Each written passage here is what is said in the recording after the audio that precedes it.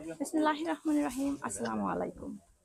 এবার একটা ডেলং ট্যুর প্যাকেজে জাপানের ওসাকা থেকে আমরা স্টার্ট করেছি। এটা হচ্ছে আমাদের ফার্স্ট স্পট, সেটা হচ্ছে জানজাজি টেম্পল।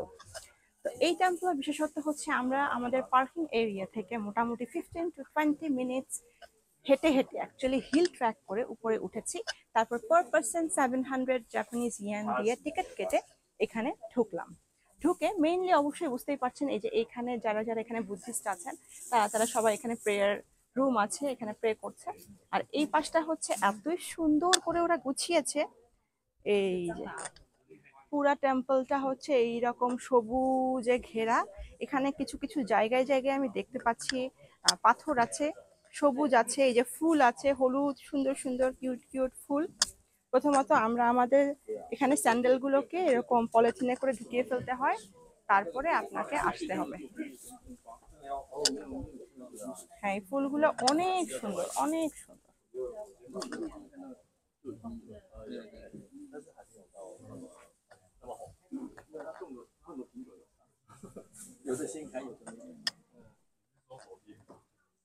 এই যে এখানে দেখেছেন সবাই লাইন দিয়ে বসে আছে, বসে বসে ভিউ এনজয় করছে আসলে। আকাশটা আজকে এত নীল, এত সুন্দর, কি বিউটিফুল একটা সিনারি। সূর্য কিন্তু এদিকে আসতে পারছে না, অথচ আজকে কিন্তু একদমই সানি ওয়েদার। তো যেটা বুঝলাম,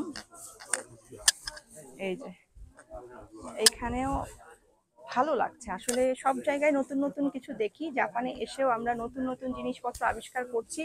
এইরকম সুন্দর ন্যাচারাল বিউটি তো অনেক জায়গাতেই আছে, কিন্তু আমাদের এশিয়া মহাদেশেও আছে। যে এটা যেমন কিয়োটো দিয়ে যখন আমরা আসলাম, রাস্তা ধরে ধরে দুই পাশে পাহাড়, ঝিরি, ঝর্ণা, তারপরে লাল সবুজ হলুদ পাতার ছড়াছড়ি, কি যে ভালো লেগেছে। জার্নিটাই আসলে এত অস্থির, এটার সাথে কোনো কিছুর তুলনা নাই। মেইনলি আজকের ট্যুরটা হচ্ছে লেক বিওয়াকে কেন্দ্র করে, কিন্তু সেটাতে হচ্ছে পথে যেতে যেতে যে যা যা পড়বে আর কি। প্রথমত টেম্পল পড়েছে, সেই জন্য ওরা টেম্পলে স্টে করছে, এখানে 2 ঘন্টার মতন আমরা থাকবো। এরপর হচ্ছে নেক্সট স্টপ, নেক্সট স্টপ। এখানে আজকে আমাদের অনেকগুলো স্টপ আছে, এক একটা এক এক রকম সুন্দর, এক এক রকম বিউটিফুল। তো এই তো।